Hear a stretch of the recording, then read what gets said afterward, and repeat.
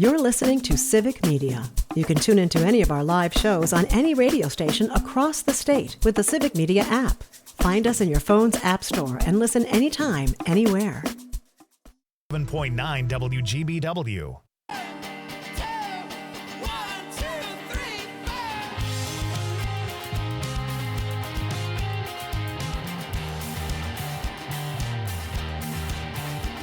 Welcome back. This is Nightlight with Pete Schwaba, folks. It is finally Monday. We get to talk about the things in life that make us happy, like movies and TV, comedy, music, all kinds of stuff. My current guest is Doug Prey. We will be back to Doug in just a moment. He is a native Wisconsinite and very accomplished filmmaker. Joining me at 7:30 tonight will be Joel Murray from Chicago PD. He plays Commander Devlin, just joined the cast this year. Excited to talk to Joel and have him back on the show. Our question of the night is, it's National Housewives Day. Yes, that is a national day. And my question to you is, who is your favorite TV or movie housewife? We'll catch up on texts in just a minute here, but let us know. Be part of the show. We also talked about, Amanda, what else did we cover? David Harbour. What a disappointment that is. A lot about David Harbour. Yeah, that's massively upsetting. Such a likable guy. He was the Santa Claus guy in the Crazy Killer Santa Claus movie with the Violent Night. Think so, yes. Yeah. That's a real bummer. And we also talked about how I ate pounds of candy like I was 12 years old a few nights ago. I'm still working that out. Yeah, exactly. So with that in mind, folks, answer our question, and I will read it on the radio. And now let's get back to our guest, Mr. Doug Prey. He is a native Wisconsinite, making his home in Los Angeles now, and a very decorated, award-winning director and filmmaker. Doug, do you have a Wisconsin story in you would still like to tell? And how would you approach that? Is there an angle for Wisconsin as a director that you think could be interesting? Well, it's weird because this sounds so cliche, but there's stories everywhere. There's not one state or one town or one household that you couldn't find enough material to make a feature-length documentary film. So I just want to caveat. That's a great answer. I agree with you. I mean, it's true. But I think whenever I spent a lot of time in Wisconsin, even though my home was in LA, where the film business has been. I say has been, but that's a different story for a different night. I guess like the thing I think about the most when I'm traveling back in my home state is the changing of the farms. And this would be more like, this isn't it's not a comedy kind of thing, but it's right. Like I think there's a documentary, there has been some pretty good documentaries about sort of the food industry and everything, but about the shift from the family farm to big ag and the way that happens. And you'd want to kind of tell both sides because it is happening and it's going to happen. And I don't think it's big ag isn't going to go away. I'm talking about like factory farming and kind of the different sort of CAFO type feeding operations. And, it's just changing everything. Like sort of this shift about 10 years ago when you started realizing, we used to see silos when you're driving by. And now there's these massive installations that are the granaries and, and it's, again, it's not like, that's just progress, you could say. Yeah. It's going to happen. But there's also still this huge, movement over people like family farmers are saying, yeah, but the old ways were actually better and healthier and we get better meat. And there's all these other like absolute truths about like, it's this mix. And I think that is a really, it's a healthy story healthy is a weird way to say that. It's an amazing conflict because you have things that existed for tens of thousands of years of knowledge and history and farming and understanding versus kind of like big business.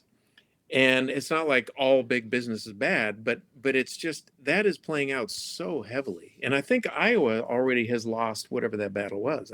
It's really like Iowa is pretty much, a CAFO state. And I just think that's, I wouldn't approach it like as a political film, like, okay, this is the side. I would really want to approach it as every good film is about drama and about conflict. And I've always given credence to people I may not agree with.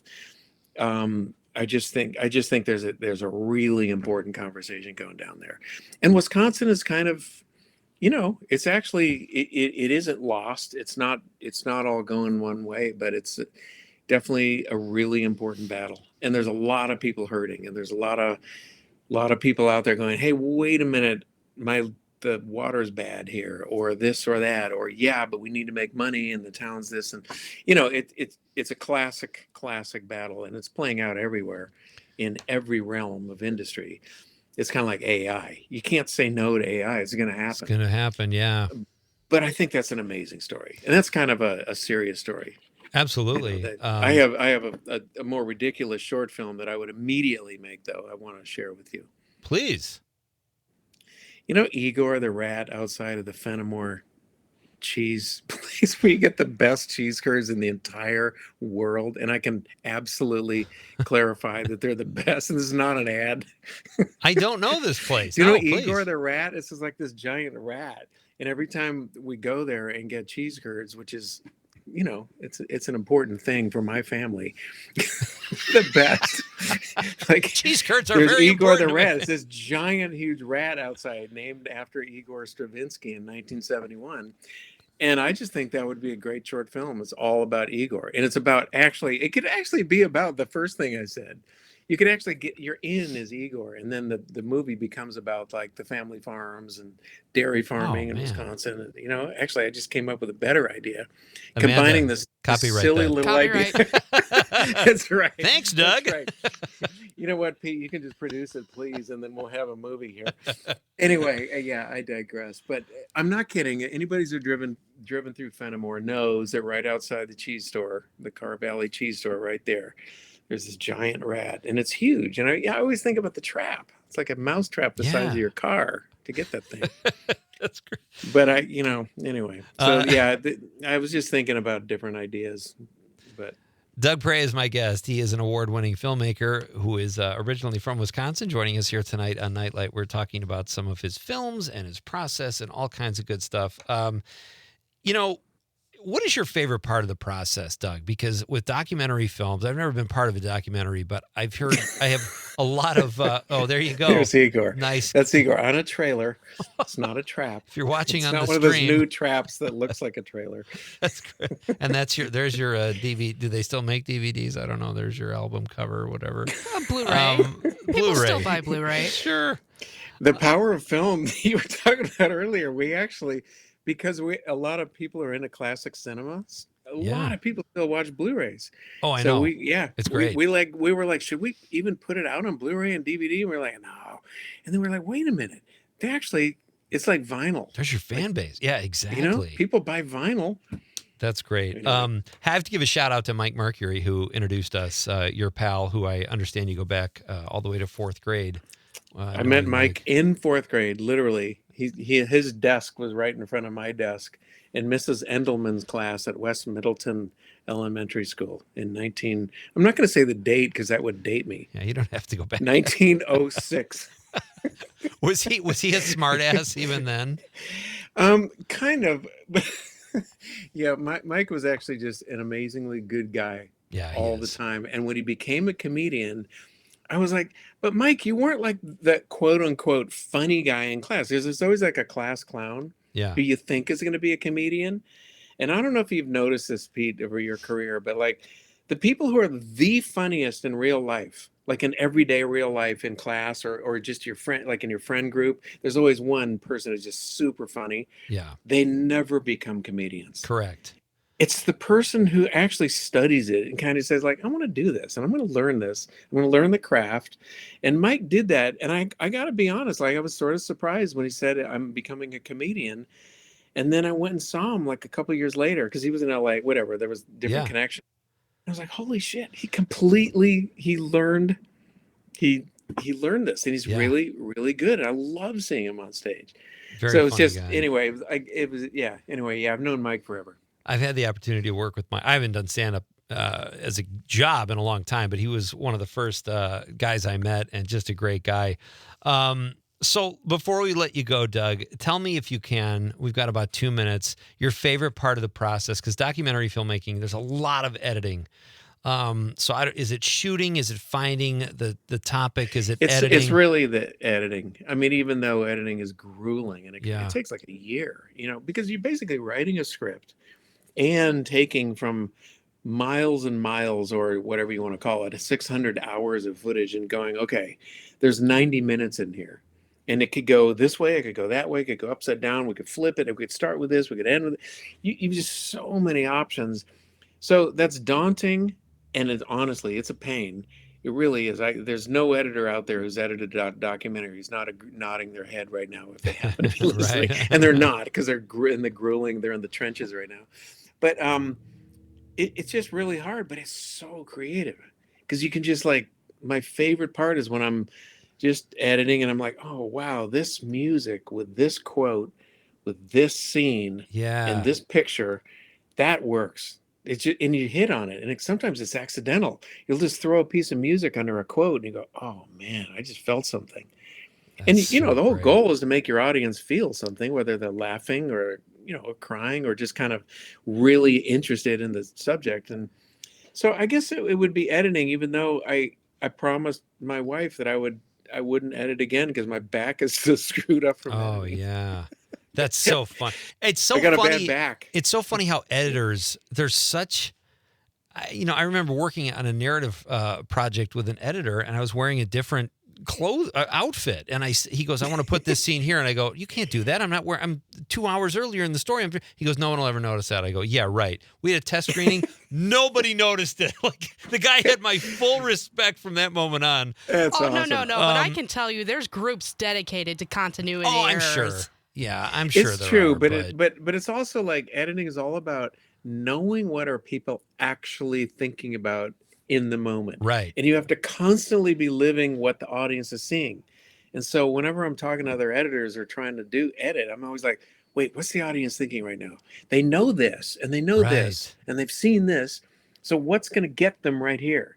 In a good way. I mean, it's very manipulative, but I use that word in a good way, like that you're manipulating time and space and pictures, and it's exciting.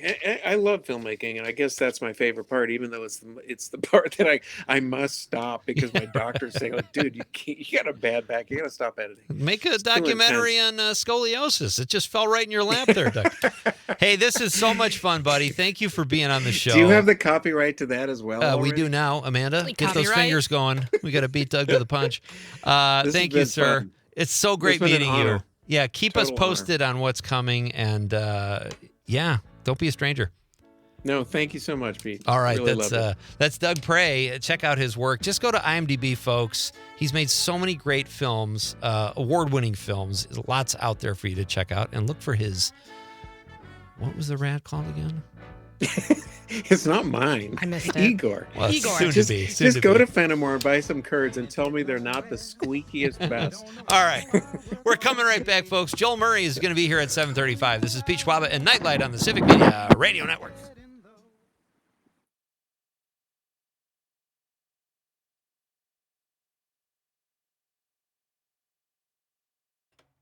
You hear me? Oh, hey, Doug, you there?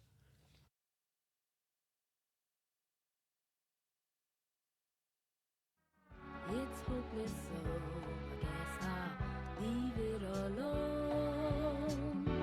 Well, I spent all that day fixing up to go somewhere.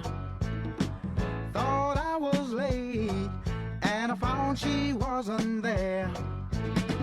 I guess I'll find love, peace of mind some other time, but I still have today. I gotta get away, I don't know where to go. You're listening to Civic Media. Stay up to date on the latest news and information for your local community and Wisconsin by signing up for our free email newsletter. Visit civicmedia.us/email to get started.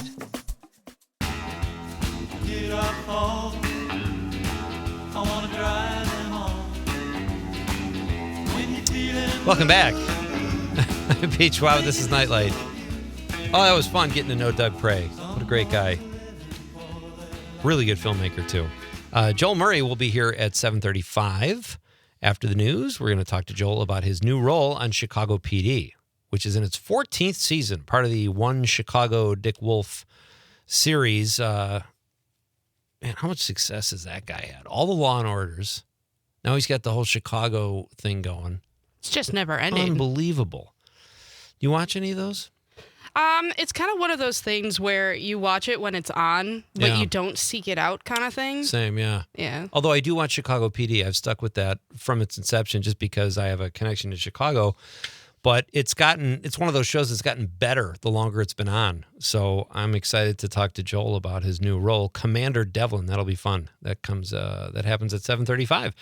Going to the text line here, our question of the night is, who is your favorite TV or movie housewife? Lori from Hayward in the 715 says, all right, I started to read this text. She clarified, good evening, Pete. For my favorite mom, I would pick Barbara Sandwich of Western Big Valley. She was a strong, bold woman raising a family of four. Sometimes it takes a tough woman to be a good mom. Well said, Lori. But she knew I struggled, so she corrected herself and in all caps said, Barbara Stanwyck. That's what happens when using the microphone and you have a phone that decides willy-nilly to change words. Oh, you would know that. I totally know that. I do that all the time. There are some messages I get from you or I have to decipher it. I'm like, where's a code? Where's a coder? And it's not as bad if you proofread right away, but sometimes I don't want to forget something, so I just say it, and then I go back to it, and I'm like, oh, God, and then I got to clarify it. So I'm totally with you, Lori. That's great. 608 Sun Prairie says the best housewife I think is Ava Gabor in Green Acres. She always looked great and never complained about living in a dump of a house. She was always upbeat. Well said. Chris from the 773 says, thanks for the National Housewife Day heads up. You reminded me to pick up flowers for my favorite housewife. I hope he's married to her. Loving mother, homeschool teacher, and beautiful mind, body, and soul of a woman. Oh, and thanks for keeping me out of the doghouse. I mean, I almost feel like Chris should send us some money for that because we did him a serious solid here. Or like cookies or something. Cookie bouquet. Do you eat cookies from, I mean, Chris seems like a good guy. I don't think I'm eating cookies from his house, though. Do you? You never know. You never know. I mean, it could be great, but. That's how you build an immune system, Pete. I grew up with parents that always had to check, if you got like an apple at Halloween, like my friend Mike Toomey says, check it for a razor blade on the inside, like someone actually does that, Lisa in the 608 in Middleton says, Lucille Bluth from Arrested Development is my fave TV mom. She's manipulative and self-centered, and I'm glad she isn't my mom, but she makes the show. Thank you, Lisa. Well said. From the 818, Bridget says, Mrs. C from Happy Days. Sweet, funny, smart. Absolutely. Thank you, Bridget. John in the 608 says, Barbara Billingsley was the best mom, loving, sweet, attentive to Ward, fair to the boys, great cook, nice Sears catalog figure. What is that? I think if you told someone now that might get you a poke in the chops. Hey, you've got a real Sears catalog. Like, you're built like a washing machine. Did you read the one from Daniel Wheeler from our Facebook comments? No, I'm getting to the I haven't gotten to the Facebook text yet. John says, plus she had the personal security and balls to let the nickname Beaver stick to her youngest boy. Not afraid to take terrifying risks. As a lad, I was consumed with this dynamic. And here's the kicker. I'll be damned. Turns out she speaks jive. Who would have guessed? Of course, from the movie Airplane. Barbara Billingsley. That's a great one, John. What did Danny Wheels say? Carol Brady, because she, Mike, and Alice were the first throuple on TV. Ooh, that's some weird imagery. I don't know what kind of fantasies Danny Wheels has going over there in Oshkosh. What else do we have on the social media? Oh, actually, I can look at those. Can you read the stream comments? I can't see. I got nothing on the monitor here. Yeah, absolutely. So we got Dave Kanush, who said Conrad must be back. Sorry. He said that after the thing went down, too. That's a total shot at the caveman. Listen, Dave, I can make fun of Conrad, but listeners, no way. I think Conrad's not...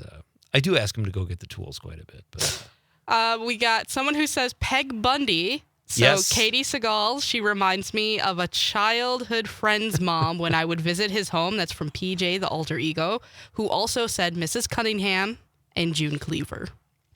Wow, he's got a lot of them. Those two have a conversation. Is it PJ and Dave? Yeah, or no? PJ and Dave, I Yeah. think. I don't know. They're commenting a lot. We appreciate it. Thanks, guys. That's awesome. Two very outstanding listeners. I actually saw Dave in person this weekend because he's from Marinette. And I was talking to my mother-in-law and a friend of no, I was walking back from my mother-in-law's with my wife, and we were talking to a friend of ours, and Dave rolls up. He goes, "Hey, Pete, it's Dave from the stream." I'm like, "Oh, hey, man." It's just out of nowhere. It was awesome. Tim Baker says June Cleaver, hands down, all in caps. Tim is not messing around. I said Mrs. C, but I changed my my answer to Laura Petrie. And Gloria from Modern Family. Sean on social media says, I got to go with June Cleaver, always keeping Ward conscious of the beaver. Yes, of course. Thank you, Sean. Our Nightlight window fun picture tonight, taken through the window, is of 6 people from North Carolina. Why are they here? Well, the game yesterday. Oh, yeah, I suppose. You don't follow a good, you're not into sports contests? I'd rather play a sport than go watch them on TV. There are 4 Panther fans and 2 Packer fans, but they're all from North Carolina. 2 of them used to live here. So there's 6 of them. Somehow they make it work. They all get along. I don't get it. But and there was no ill will, despite the Packers dropping a heartbreaker yesterday to their friends' team. So check out the Facebook Nightlight window fun for your 6 people from North Carolina. Hey, when we come back after the news, my pal Joel Murray will be here. He is the newest addition to the cast of Chicago PD in its 14th season. We'll talk to Joel next. It's Pete Schwaba and Nightlight on the Civic Media Radio Network.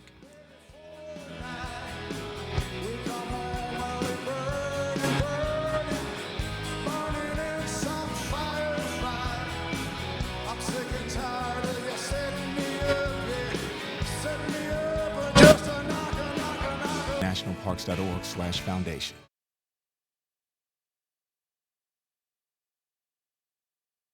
Mother, mother, there's too many of you crying. Welcome back. I'm Pete Schwaba. This is Nightlight.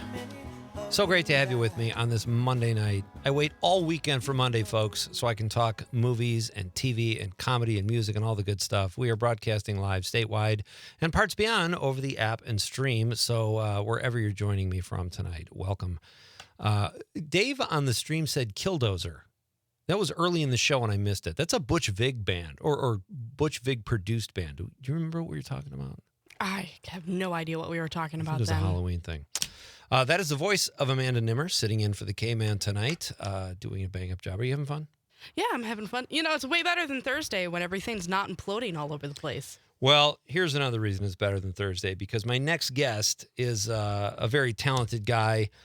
He's a friend of mine. He is one of the stars of the new Chicago triumvirate, the One Chicago Family, more specifically Chicago PD.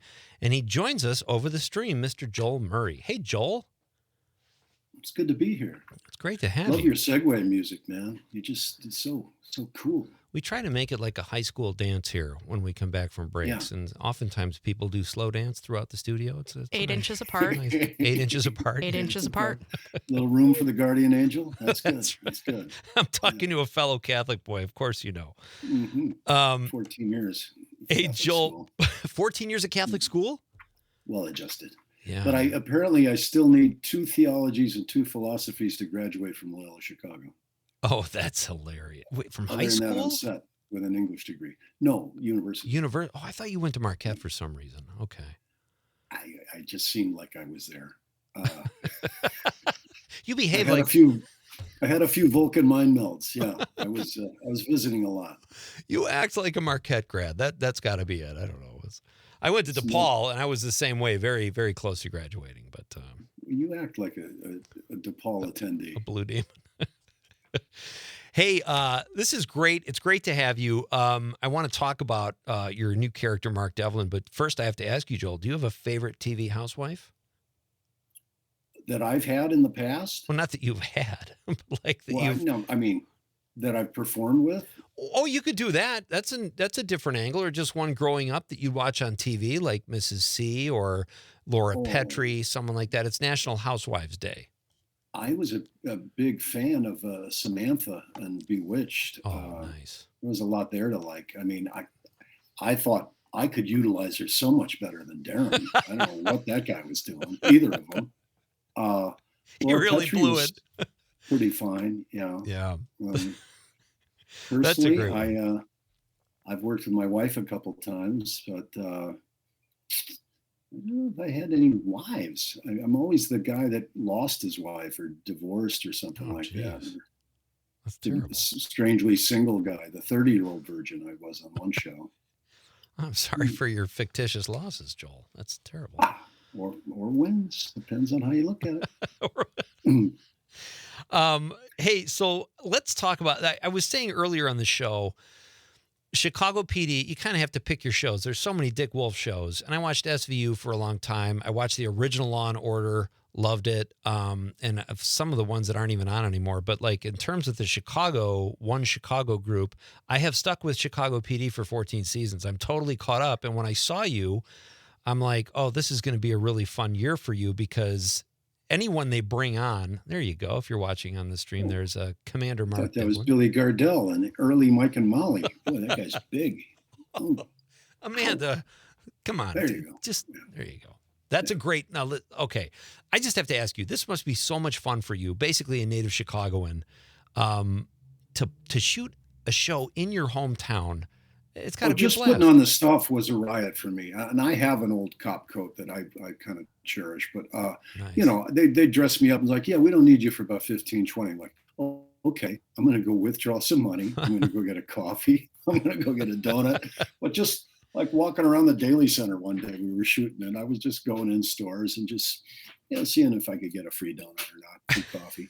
Or make a citizen's arrest or something. Yeah. Time just make people paranoid. Walk up behind guys that are obviously smoking weed. Like, hey, still not legal. Anyway, that's fantastic. It's fun. It was really fun, and you pictured Jason Begay there. I actually worked with him a million years ago on Dharma and Greg, and I pointed out to him, "Oh, no, we've worked together before." He goes, "Oh yeah, I don't think so. I don't think so." I go, "Yeah, you were one of Jen Elfman's friends of the week back in the day." Back then, yeah. No, I don't remember a lot of that. So it's a pretty good Begay. That's very good Begay. Well, he's close to my brother Brian too. Oh, okay. The two of them in the room would be kind of a similar conversation. Two guys. Anyway, but yeah, it was really fun working on it, and I was told I had 4 of the first 8, and I went in and auditioned. I got a costume fitting, and the gal was outfitting me with boots and parkas and stuff, and I'm like, it's 91 degrees today in Chicago, man. And she's like, yeah, no, I do my job, and so I don't know. I fulfilled the first 8 quota, so we have to see if there's more down the way or not. But according to me, I'm not dead. So I think until you kill me, you gotta keep showing me. My guest is Joel Murray, a very accomplished actor and director, and he is the newest cast member of Chicago PD. He plays Commander Mark Devlin. Yeah, it's interesting you say that because last year I noticed Sean Hattasey. It seems like whoever they bring in locks horns. Yeah. with Voight. And I assume that you guys are building to that. I don't know what you can divulge or in terms of spoilers, but how do you see that going? I'm sure I'm not supposed to divulge anything, but still not dead. Okay. A lot of these shows where you get, we got a really good episode for you coming up, but you got to see John Wall first, and it's like, huh? And then all of a sudden, you don't get your script in the mail or delivered, and you have to go in, and the producer's like, it's been great, got a great episode, and you jump in an ice hole at the end of it and kill yourself. And that's how they got rid of me on Shameless. So it's just one of those things. But they haven't given me that talk with Dick Wolf yet. So man, I'm looking. I think I'm not dead, but I hope it's been fun. I've been working with Begay. I've been working with Amy Morton, who's like one of the queens of Chicago theater. Yeah. Had the cool husband, and they have a cottage up there, Big Sand Lake, Wisconsin, up there near north of Phelps. So they're good people. Wait, And, Amy Morton's family did? Yeah. Oh, that's Her, cool. no, her husband's family, whose name is escaping me. He's a sound guy, real cool sound guy. When I did plays at like Remains and Organic and stuff, he was Oh, always the nice. hip sound guy. And LaRoyce Hawkins, who's been on the whole time. Yeah. He's a cool cat. I've met him around town over the years, and a friend, a publicist friend in common. Anyway. Okay. Yeah. Were you a fan of the show before you started working on it? Like, had you watched the show quite a bit? No, I hated the show because there were never any Chicago actors on it, and we used to. That's interesting. And then I found out that like my brother Andy watched it all the time. I'm like, oh, and he goes, yeah, I get my fix of Chicago. It's great. And so I started watching it, and I'm like, oh, that guy over there, he's Chicago. I know him, Stoltz and Stolte, and some people. But I saw we were doing the Who's Live Anyway show. I was doing, and we were up in Saskatchewan, name dropper, and Dermot Mulroney texts me out of the blue going, hey, yeah, I'm in Saskatchewan too. You any chance to get a ticket for the show? And I'm like, pretty sure there's a lot of comps available tonight, Dermot. And, so I set a couple tickets aside for him, and he came back afterwards, and we hung out. And when we got done with the evening, I said, hey, by the way, I've never, ever gotten on any of those, and never an audition, anything for any of those Dick Wolf shows. And, put in a word for me, will you? And he's, the new fire chief on Chicago Fire. And he goes, oh, yeah, sure. So week or two later, I'm in Chicago. I sang the stretch at Wrigley. And the next day, somebody called and said, my agent called and said, yeah, they want to know if you'd be interested in doing this part on Chicago PD. And I'm like, yeah, I don't miss too many Who's Line shows, and if it's good and blah, blah, blah. And so he called back a little while later, like, no, this is happening. They want you to do this thing. I'm like, oh, well, that Dermot Mulroney is powerful. And so I reached out to him, and he's like, no, I had nothing to do with that, man. Thanks, though. Yeah, no, it wasn't me. Do you think he's just being a swell guy or what? No, he's been like touring with his band with his brother, and he have a band called One for the Ditch. And he's like, yeah, no, I didn't do anything. Sorry. Well, that's surprising because most deals are cut in Saskatchewan when it comes to casting and all that stuff. Got that right. Mm-hmm. All good.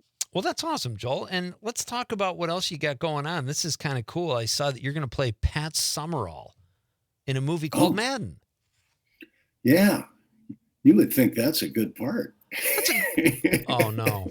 What, do you fall out of the booth or something? What's going on? Fall in an ice hole. It's funny. About a year and a half ago, this friend of mine said, this guy wants to play golf with somebody cooler than me. I've been teaching him to play golf, and he thought you'd be fun to play golf with. And I'm like, but it was David O. Russell, the director. Oh, wow. And who's done all kinds of things, except golf. And so I was kind of teaching him to play golf. And he and this guy and my son Gus and I would play Penmar by the sea here, which is not by the sea, but it's 30 blocks from it. But we'd play out here in California, and then we would have some drinks and food afterwards. But really interesting cat. And he started talking about this Madden movie, and there's a part in there for you. I'm sure there's some guy, the NFL guy who's from Chicago or something like that. And then all of a sudden he started going, look at this video of this, watch this video and look at this thing. And yeah, I'm going to send you a wig. And next thing you know, there's like a really cheap white wig in the mail. And read a couple lines with this wig on for me. Yeah. Okay. All right. Well, I'm going to send you a blue blazer now. And so he kept sending me stuff, and I wasn't getting the part. And all of a sudden, my Summerall was believable enough for him. And they offered me, and this is from Amazon is making this movie, right? Okay. Huge movie. Yeah. And so they offered me the part, and it was going to be basically scale and a local hire. So you're going to fly yourself to Florida, to Atlanta. You're going to put yourself up in Atlanta, and you're going to drive yourself to and from the set and the airport and everything every day. And you're going to make, food money, basically. And so I told my agent after a couple of days, I was like, you know what? Tell them no. And my agent's like, it's Pat Summerall. And so they came back. Oh, no, we didn't mean that. Oh, no, you're local. You're not a local hire. You'll get paid triple scale. You'll get a limousine. You'll get a hotel and first class this, first class that. I'm like, yeah, see, there you go. Now we're talking. Yeah. Yeah. But I still have no lines and I still have no script. Oh, man. So I went and I'm working, and he just wanted me to improvise everything. And, Hey, Joel, let's pick up right there. We got to do a really quick break here. We're coming back with actor Joel. I'm getting played off. We're coming right back as Nightlight with Pete Schwaba. Honor just to be nominated.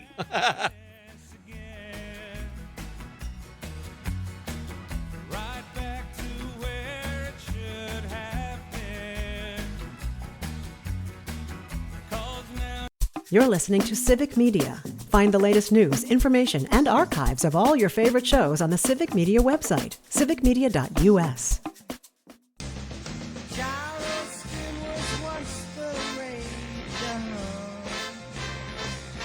Welcome back.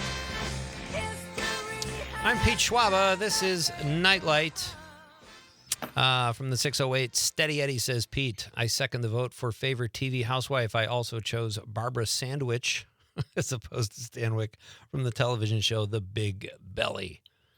That is the shortest text Steady Eddie has ever sent us. Thank you, buddy. Great to hear from you, Steady Eddie. My guest is Joel Murray. You can see him as Commander Mark Devlin on Chicago PD this season, their 14th, which is an incredibly good run. Joel, we were talking about you playing the iconic Pat Summerall, a really cool role in the movie Madden. Nicolas Cage is John Madden. Interesting. Yeah, that was supposedly he came in to read for Al Davis, which I could see. Yeah, right? Totally. And he said, "Oh no, I want to play Madden," and so he does a really good Madden, and next thing you know, you got Nick Cage's Madden. And you do a really good Nick Cage, thereby meaning you would do a really good Madden. So come on, that's great. There you go. But I got to work with some other people that were really fun. Rick Hoffman, who's kind of the Weasley guy on Suits, was playing Howard Cosell, and this kid from Canada who's a rapper, white rapper, was playing a young Bob Costas, and it was really goofy, and we all at the same time got to see Nick Cage as Madden, and at the same time, right before we rolled, they put earwigs in our ears, so we're hearing the director, and the director is David's telling everybody what to do, and he's telling Nick Cage what to do, and we're all just in this surreal world all of a sudden. Wow! And some people have lines that they audition with, and some people don't. I didn't know what the hell I was doing, but it was really, really different. And then when it got to be just this one-on-one stuff with Nick Cage, all I would be saying is like, all right, well, it's this date in Dallas, so that'd be, County Stadium, whatever. So it would be Tony Dorsett. It would be, Too Tall Jones. It would be Billy Joe Dupree. Yeah. So not Staubach, it would Danny White would have been at the right date. But, so I did that kind of research while I'm waiting, trying to see if they're going to give me any lines. So I was riffing with Nick Cage. And so he's got stuff in his ear he's being told to say, and I'm just riffing off him and setting it up with, a 5-yard, I can't talk. 5-yard out to Billy Joe Dupree. And it was really interesting. And then we're in Turner Stadium in Atlanta. So you're going this way and you're at, the Raiders game. You're going this way, you're at the Lions game. You're going this way, you're in Cowboy Stadium. So that was really cool. And, I had to say eventually, I was friends with to Nick Cage. I was friends with your cousin Gio. And he was a friend of mine I knew from Italy years ago, in like 1982, 83. And he all of a sudden kind of broke and just like, well, you knew Gio? I love Gio. Gia was the best, man. You were friends with Gia. And so then, you know, he was much nicer to me. And, Oh, man. you know, I live in Las Vegas. You should come there sometime. A lot of people say, you know, weird things about it, but I like Las Vegas. Oh, man, that is gold, dude. It was pretty good. A surreal moment. But I did that, and then, you know, back on the bus and back doing the Who's Line, and been doing the Chicago thing. I did another goofy football movie down in Tampa for a month. Called The Big Game, where I won't give anything away on that, but this was a small indie movie that I liked the darkness of the script. And I played one of these fanatical Florida fans, and you know, it's the big game against Florida State, and Oh, sweet. it gets really weird and dark. So I got to do that. So I've gotten to take some breaks from the Who's Line, but I also got to breeze through Wisconsin at one point. Yeah. Yeah, you were on the show Pats. talking about that last time. Do you have it? We've got only about a minute left, unfortunately, Joel. But any more Who's Live coming up here? No, I said we did the one at the Paps, and we were in La Crosse, which is a fun place to play. But we're not headed back there anytime soon. But I don't know the schedule. I'm just trying to get through the holidays, man. We got a wedding coming up. It's going to get crazy here. But, well, I was excited because I'm totally outnumbered here as a Bears and Cubs fan, and they don't hesitate to abuse me, and it's fun. I like being that guy, but next time you'll have to come on. I'll have to save some more time so we could talk about some of that stuff too, because it's good to have. That was the other thing with the Chicago PD. I got to go to 3 Cub win playoff games. All 3 nice. I went to, they won, and that Bears game Sunday was absolutely phenomenal. It's the game of the year. It was incredible. I almost broke the TV, and then the next thing you know, I'm just like, of course they win, of course. But it was the best of times, the worst of times. It was absolutely insane. It was I've great. Never seen a game like it was that. great and that's how the World Series was too, by the way. Oh, it was phenomenal. All right, we'll have to do this again soon. Series. Phenomenal World Series, maybe the best ever. A lot of people are saying, but we'll have you back soon. I'd love to talk about all that stuff too. Joel Murray, check him out as Commander Mark Devlin on this season's Chicago PD. Wednesday nights. After the other ones. It's the best night and to I think watch. It's the 13th season, 14th for Fire. Oh, okay. Yeah. It's a great night to watch color anybody's television. wagering on the show tonight. Thank you, sir. Have a great night, Joel. As always, great my friend. See you, Pete. Thank all you, the best. buddy. Thank you. Right. Check out Chicago PD on your color television. We'll be back tomorrow night. Conrad will be back. Amanda, thank you so much. You're welcome. How are we doing on time? We 10 got seconds? about 30 seconds. Okay, fantastic. My thanks to Joel Murray and Doug Prey. Thank you for all your texts and calls. Always more fun when you guys participate. We're coming back tomorrow night on behalf of Amanda. I'm Pete Schwaba saying good night, Wisconsin.